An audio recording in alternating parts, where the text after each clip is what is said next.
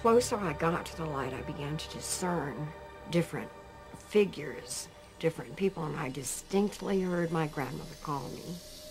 She has a very distinct voice. And I immediately went to her. And it felt great.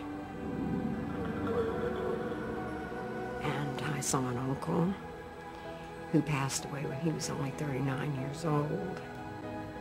He taught me a lot. He taught me to play my first guitar. And I saw many, many people I knew and many, many I didn't know. But I knew that I was somehow in some way connected to them.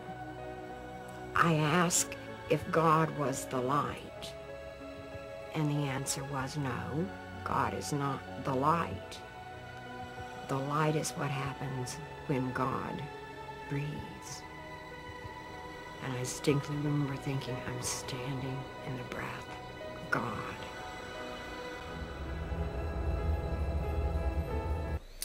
Hi, my name is Rene, and I'm going to be your guide here through a reasonable understanding of heaven and hell as based on the research of near-death experiences.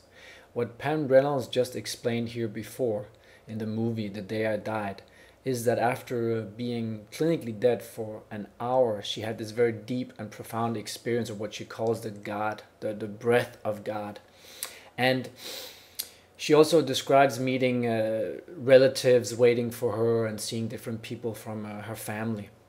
And the way to understand this in an objective way is that when we look at the research of the near-death experience, we see that what people experience, who they meet, like if they would meet a religious figure, this is very often conditioned by culture.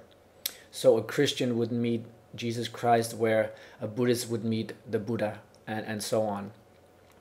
And you also have, with the meetings of these deceased relatives, there is one interesting study which found that of these meetings, 37% were actually meetings with people who were still alive. So this idea that maybe, deceased relatives, they're passing on to heaven and they're waiting for us, well, it seems to apply also to living beings. So it's a little bit subjective, and it is regarded a subjective interpretation when we do it in a narrow way on any specific religion, because when we study near-death experiences cross-culture, they show very different patterns, and these patterns are very much subject to the conditioning in each culture. So the way really to understand the near-death experience in a deeper level is that it is called a co-created experience. What this means is that our mind or our mentality interacts with this dimension. Let's call this dimension of the light, or we could call it heaven, or whichever label. But it's another world, it's another dimension that when we enter it, when these people enter it, then their mind, whatever they are thinking, interacts with this dimension. Therefore, it becomes kind of a projection. So these meetings and religious figures then are explained through the projections, the mental projections. That is the interaction with this dimension. So we need to look a little deeper to understand what is heaven really. We need to look into the essence, the core experience of heaven through the near-death experience. And here's a clip to demonstrate that. I was then aware that there was a voice to the side of me saying, don't worry about that. Go, come with me and move into this light. And I moved into this tunnel of light. When I got out to the other side, it was what I can only describe as pure love, really. Absolute pure peace. So what this testimony tells us is that the core experience of heaven, or we could say the essence of heaven, is really this pure love and absolute peace. And this is also, if we look in the research here, one interesting study by Dr. Peter Fenwick found that this feeling state of peace, joy, and love was experienced by 88% of people who had near-death experiences in his study. So when we're talking about God or heaven here, we're talking about God in a very broad sense. It's not narrow, it's very broad as the structure of the universe, or we could say as the true nature of being. That's really what the experience of God and what heaven is like in the near-death experience. So in the near-death experience, we also find experiences of what we could call hell, or these are termed as distressing near-death experience or negative experiences. And this is something that about 15% of people who have near-death experience go through. And I'll just show you a clip to explain how this is experienced through what's called a life review. And nobody says you're dying, that you're just allowed to sort of become aware of things, and you go into a kind of a review of your past, right from when you're really tiny. You remember absolutely everything. You feel instantly all the effects that any action I had on another person. You just literally felt everything.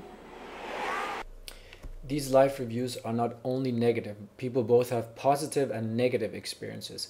But when talking about hell here, the trigger in these negative experiences seems to be, like we could say, it's like a separation from the light or separation from God. Let's say we have lived a life where we have been hurting other people, causing pain to others. In a way, we have not lived aligned with these qualities that I talked about before, these qualities of love and peace and joy in a way. So that seems to be the trigger.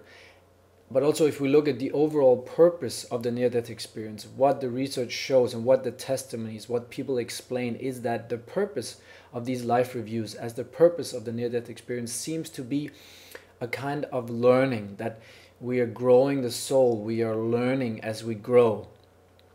And therefore, these life reviews are, as in a way, used as a teaching tool to show people where you went wrong. This is where you hurt somebody, this is where you stepped on somebody's toes, this is where you were selfish, or whatever action you did, in a way to show where we were unaligned with this true nature of love and peace. In a way, that's one way to understand it. But it's very important to understand that in the near-death research, we don't find that this experience of negative experience, or hell we could call it, as in religion, it's not a punishment. Even though people have negative experiences, there is still a feeling of love and peace and joy. It's still behind the negative experience, and that fits very much with what I began to explain, that these projections that happen in this experience are a co-creation. So as we go through the life review, it's a projection. But even so we're going through these negative experiences. Behind this negativity, there is still this love and peace and joy and total acceptance. And what most people explain about the near-death experience is that the light in which this happens is a compassionate light. It's like a grandparent who has this compassionate love towards a grandchild.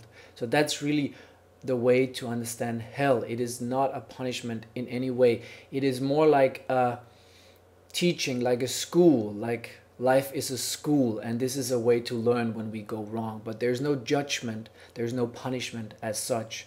The separation, in a way, being separate from these true qualities of love and peace and joy, is in a way what could cause it, but it is not done as a punishment. It's more like we could say it is an outcome of having lived a separate life.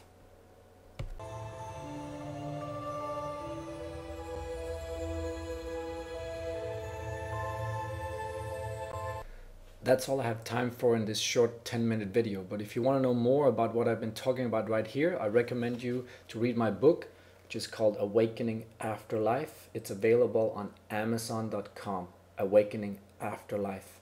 And in this book, I will explain a lot more in depth about heaven and hell as in relation to the near-death experience. So I wish you good luck with everything and compliment you on your choice of interest in the study of near-death research, which is truly an anomaly that breaks the matrix of the world we live in, and it really gives an in-depth and very reasonable understanding of what dogmatic religion has told us about heaven and hell.